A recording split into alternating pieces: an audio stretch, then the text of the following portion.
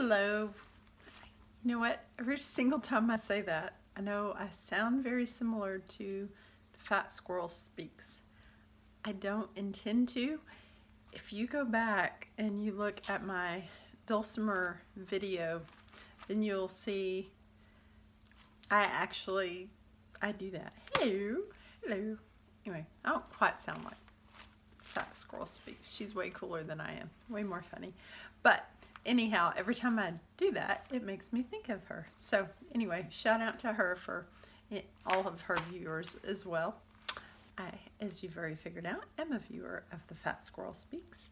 I enjoy her very much. But I have a confession before I even welcome everyone. I don't know if anybody else has done this, but maybe I'm alone. Maybe it's just me, but confession time, and I haven't even said my name yet. But Fat Squirrel Speaks and other podcasters, for whatever reason, I have hit subscribe and then I unsubscribe. I think it's because I have too many on my list or something, and then I regret it, and then I go back and subscribe again. And so now that I'm a podcaster, I see. We know when people subscribe, and I'm embarrassed, and I'm sorry. I'm just explaining myself why I've done what I've done. Hopefully I can get podcasting forgiveness out there from everybody. Like, I'm sure they're wasting a minute concerned about that. If you have the guts to do a podcast, man. Anyway, it's a whole lot of rambling. Hi, I'm Michelle. Welcome to A Hopeful Holler Makes podcast. This is the 4th episode, and I have been very excited. I've had more than one viewer, and I've had a very, very encouraging comment, and that's been really nice. It's exciting to see that someone is enjoying what I'm putting out into the world as much as I enjoy the Fat Squirrel Speaks or so many of the other podcasts out there. So with that, I'm just going to jump into works in progress because my finished object, if you are a return viewer, thank you so very much. If you're new, welcome. My very first episode, I was working on my Find Your Fade shawl. And so that has continued through the episodes. I'm by no means a quick knitter. I don't necessarily know how many finished objects I'll be able to encourage you with every couple of weeks, but I will always have something to talk about. I have a running conversation in my head of things that I'd like to share with people who care to hear it. Not to say that my friends and family aren't especially kind, but you know, if they're excited about building model trains, I only want to hear so much about a model train. Maybe I need to be a better friend. I will listen, and I will listen patiently, but I know you two out there in podcast land still haven't quite figured out where to look, but my husband said this is good, and it looked okay to me. So I know you do care. I know you love to see people's finished objects. I do. I get so excited to see what people are casting on and what they're making and why they're making it. I love the stories behind the things that people make. So with that, I will share my almost finished object, and that's my Find Your Fade. So again, for those that are new, we will start down at the bottom. So we have the lovely green, and then the lighter green, and then this wonderful marled color that starts to bring in some of the pumpkin mustardy brown sort of color. And again, this is, for me, very representative of Oregon in 1976. When I lived there. Go back to past episodes if you're interested in knowing that story. I do share a little bit more why 1976 in Oregon, ooh, I really like that on camera, is and was so important to me. Oops, sorry, I'm looking for my ball. It's down in my bag. And so this is the final color. It's coming up a little bit brighter than it is in real life, but it really is pretty. And again, this is a Mrs. Babs Special Edition 9, I believe, is the name of the kit that I ordered that from. And so my goal is to finish it by the time we get on the plane. I'd love to have it done the night before we get on the plane so that I can block it out and wear it. It's supposed to be warm here in Fort Worth, so no, I'm not gonna let myself off the hook because I would say, I can fish it sometime while we're away on vacation. But we're going to Seattle, and I hear that there's already snow there, and so, you know, planes are always cold, so it'll be nice and cozy to wrap myself up in. It makes me happy. I liken it to a big hug from myself. It helps me get through the hard times, and it's an encouragement to myself. So that's my Find Your Fade.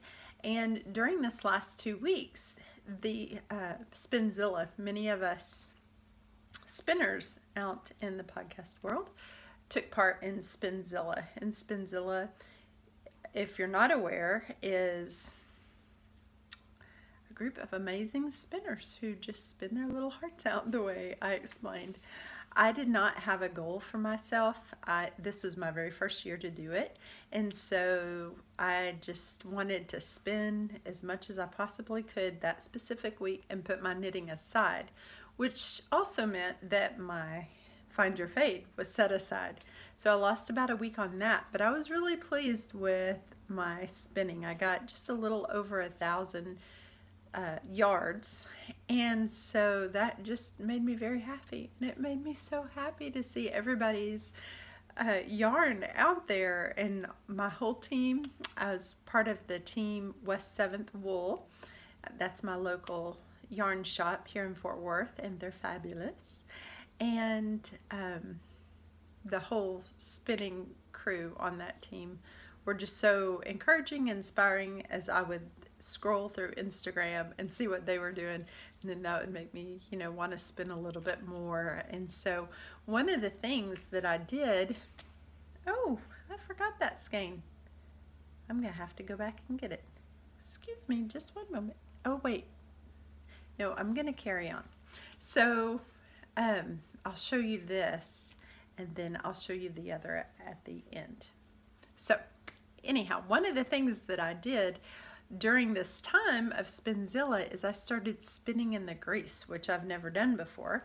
And if you're not a spinner, or you're a new spinner and you've not heard this term, it's when you just take the fleece and you've not washed it. All the natural lanolin is still left in the fleece, and so you can just pull it apart, the tips as well as the other end where it grows from the sheep. You can just pull that apart. You don't even really have to card it. Carding it does make it a little bit more pleasant, less lumps and bumps, but I love the look. Once it's washed, it just has more of a homespun kind of look. It is not smooth or manufactured looking in any sort of way, but I really dig its vibe, so to speak. Once I washed it, so I spun it and then I applied it, and then I washed the skein of yarn in some Dawn and some hot water, and it just bloomed, and all the dirt came out, and it came out a beautiful steely gray. If you'd like to see just a still picture of that, it is on my Instagram, A Hopeful Holler Makes, as well. And so that was super exciting and thrilling. And that particular fleece was purchased from a farm.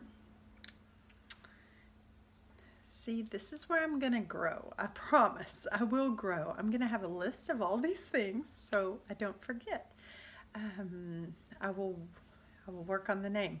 It's from a sheep farm in Oregon, and I ordered this fleece from them, and they were so especially kind. They had a family emergency that they needed to take care of, but they had the people that were staying there keeping their farm animals while they were away to go ahead and box this particular fleece up for me and send it out, which I thought was especially helpful and kind, and really just made my Spinzilla time even more fun. Even though my yardage was decreased by using a drop spindle, it was just pleasurable, and I am all about pleasure. Hard work too, but you know, pleasure's nice, especially when it comes to our handmade items. So that was a Shetland fleece, and again, that's a steely gray, and it looked just cream color when I spun it in the grease. But I do have the other skeins here at my feet for whatever reason. I forgot that one. But first of all, just a few yards of this lovely green. Put it up close. So I purchased this again at West 7th Wool. This is Fabulous Fibers. And it was before my podcast when I purchased this, so I did not save the tag, and I don't know the colorway, but it is divine, and I'm loving this light. I may podcast later in the day like this all the time. So, Fabulous Fibers, look at that. Does that not just scream fall? So that was very exciting, again, for Spinzilla. And then I have these three lovely skeins. One is a little bit smaller than the other one, of Jacob wool. So what I did on this Jacob wool, Jacob fleece, was, first of all, I went through and I separated as much as I possibly could all of the colors. So in this particular fleece, there was this color, and then get a little bit closer, and a cream color, kind of an off-white, and a brown, had brown tips, but almost black. And so I just separated all of those into piles and decided to mainly focus for Spinzilla on the gray. And so I came up with those, and it's very squishy and happy, and I love the random color bits that show up here and there. And so I'm really getting on a natural color jag. I love them. I think they're so pretty. And I have so much Jacob fleece. So I think I shared with it on the first episode why I have so much Jacob fleece, but again, on my Instagram, you can find a picture if you scroll back a couple of months ago. There's just a ton of Jacob fleece behind my truck because a dear friend surprised me. So, but I do go more into that on a previous episode. So one of the things that I wanted to mention was, on my last episode, I told you a little bit about the village where I work. And so I'd like to call this segment Village News. And so in Village News this week, sadly, I did not do the natural dyeing, but I am still very interested. I'm very excited. I have books from our library there at work that I can read through, and of course I'm looking at several podcasts and trying to glean any information from y'all out there that I possibly can. If anyone knows of a natural dye course online that you like, that you would recommend, that you maybe are the teacher of, feel free to let me know in the comments. That would be very helpful. I really want to just dive in, and so right now what I'm doing is I'm working on my garden and just exploring all the things that come with natural dyeing. So again, in the Village News, we did not do the natural dyeing because we have one big iron pot that would be dedicated to this dyeing, and it is out in front of the public. And so I had some safety concerns, and felt like I should learn a little bit more before I go into that in front of the public. And honestly, Nan, so let me backtrack a little bit. Nan is the lady in the American Gothic painting, the man standing with the pitchfork and the lady standing next to him. And I spun the hair for Nan. And this will be outside, you know, for a couple of months in the rain and the sun and the wind and all of this. And so I just felt like what I had was more than sufficient. I spun 2 different types of wool, and one has kind of a buttery color, and then the painting, her hair is kind of blonde. So with everyone else's wonderful talent, I know that no one will wonder who this is supposed to be. So I think it's fine that I didn't do the natural dyeing, but I did want to catch y'all up on that because I said I was going to do it and I didn't, and that's why. So I do look forward to that in the future, and I do look forward also to possibly selling that natural dyed wool at the village. So at the Log Cabin Village, we have a general store, and it's part of the original cabin at the Log Cabin Village, and that's where you go in and you purchase your ticket to visit the museum, and they sell gifts, beautiful handmade gifts. I have one coworker who is an amazing needle felter slash artist. I mean, of course, we're all artists, right? Slash painter. And she's just so incredibly talented, and she has her things there, and we have a wonderful sculptor. She sculpts cute little dogs and cats and possums and mice and all kinds of interesting things. And we, like I said before, have a woodworker. He's made, I'm sure there's a name for it, but the round thing that you put down into honey and you lift it up and it drips off, he actually turned that and made it. We have a blacksmith that actually, you know, I've mentioned on my podcast before, the amazing woman blacksmith that we have at the village. Yeah. Jeannie Beanie, if you're watching. Anyway, she made that for my embroidery piece up there. And so with all of that, I think it would be great to have some of my natural dyed yarn there. And I do actually have some hand spun that I spun on site at the village in the shop.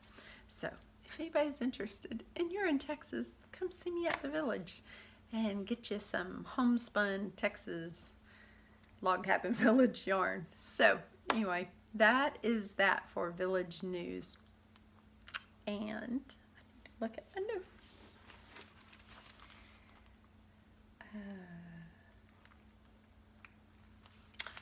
So random other passions that are woven in. That's what it says on my description for the video podcast. So that is going to include some Blue October news from time to time, as I'm sure you've already figured out.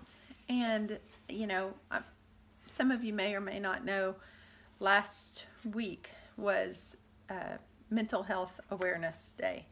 And so that is a day that I'm aware. I'm very aware, and I do like to spread the awareness and the hope. And so at the end of my podcast, typically I will be talking about that.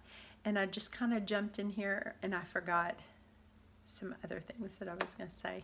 But we'll just go ahead and go on this train. So Blue October, if you haven't listened yet, you're missing out, in my opinion. I already said 1,000 times how much I love Blue October. And I'm working on possibly getting some kind of permission to play their music, maybe at the end or the beginning. But I will say, I have a loved one who was in the hospital, and she came back and she said, "You would not believe who the doctor played." And I said, "Who?" And she said, "Blue October." And they actually, pardon me, passed out the lyrics to a song called Fear. And if you haven't listened to this song, I really encourage you to. It is one of those songs that I believe, as a human in the 21st century, we could all probably relate to. It's very relatable to me. Very hopeful, but not a pie in the sky sort of hope. A very real, grounded hope in this song. And so, anyway, I hope I didn't mention that song last week. I don't think I did. But this week's homework, if you so choose to receive your homework idea or request, it would be to listen to the song Home by Blue October. And his video is on YouTube. And to listen to the song and watch this video are just, in my opinion, incredibly moving and encouraging.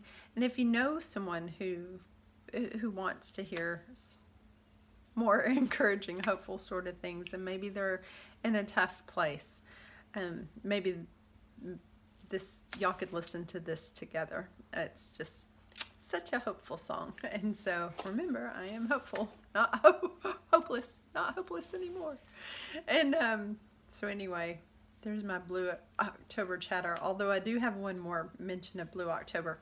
Blue October will be in concert, I'm so excited, in Oklahoma, November 17th. So if you're in Oklahoma, if you're a Blue October fan, if you are a knitter and a newer Blue October fan, please contact me and let me know. I would love to meet up with you and just chat with you and hug your blue knitting neck. Ooh, that sounds kind of fun.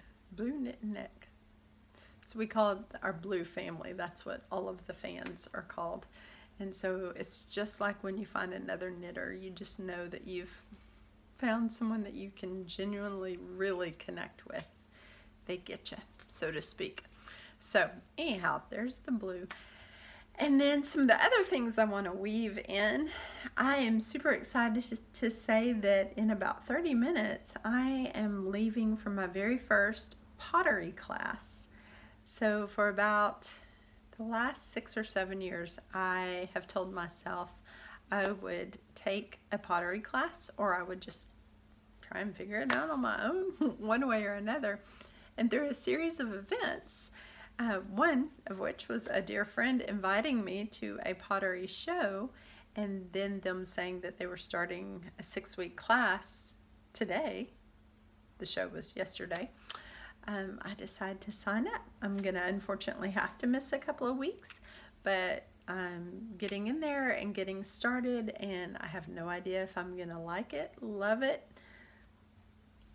or what. I've heard people, potters, say that it took over their life, and I understand what that feels like. I know how that is with my knitting, but it has its corners, it has its spots in my lifestyle, and I think pottery could be that way too. So I'm going to try it tonight. I believe that tonight will be all about centering. So I'm looking forward to that. And on that topic of centering, I'm not sure that I've mentioned it on the video podcast, and since I have a few minutes towards the end, I will go ahead and share a little bit more about me. I am a certified yoga teacher, and I will be completely honest and say I got my my certification. It was something I had, again, had on my list of things I wanted to do, and several events happened, and it just became ever so clear to me that these things that I really want to do, I need to do. So I got my certification, and it was transformational, and it was wonderful to go through that process. It is 200 hours, and highly recommend it if anybody has ever wanted to do a certification for anything. I want to be here and be your cheerleader. I want to say do it. And I know that times can be hard. People get sick in the family, and there are financial situations, but please hold on to that hope and take the opportunities that you have to do these things that in the grand scheme of things may not seem important, but they're important to you. And you know what those things are for you. So I just want to be here, whoever I'm speaking to who needs to hear that. I know I need to hear it from time to time, because I can truly talk myself out of things that are going to be a blessing to me, and then I can then bless others with that knowledge. And so the reason I bring up yoga and centering is because with the pottery, the lady was describing to me the patience that would be needed for pottery, and she was saying you just need to come in knowing that the clay and everything is constantly moving, and you just have to breathe through it and just kind of be with the clay.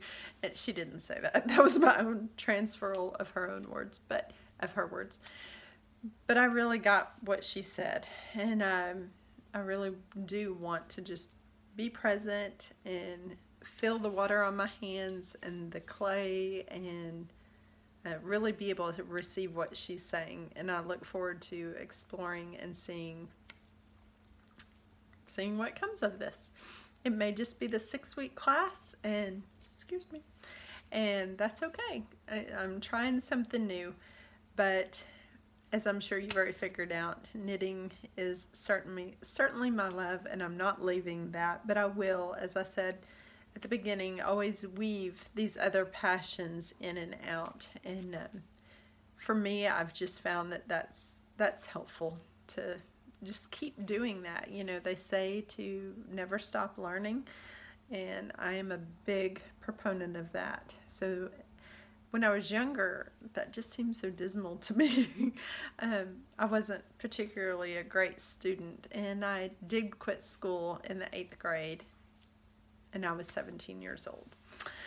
There's a whole story that goes with that I'll be happy to share at another time, but suffice to say, learning in my past was an issue. And so through the years, I've worked on different tools to find things that I really love to learn about, for one thing, and I am very, very fortunate, very grateful to be in a position in life where I do have that opportunity, and I do not take that for granted. So pottery tonight in about 25 minutes. I'll let you know in a couple of weeks how that goes. So the next thing I'm going to be working on, casting on, is a sweater.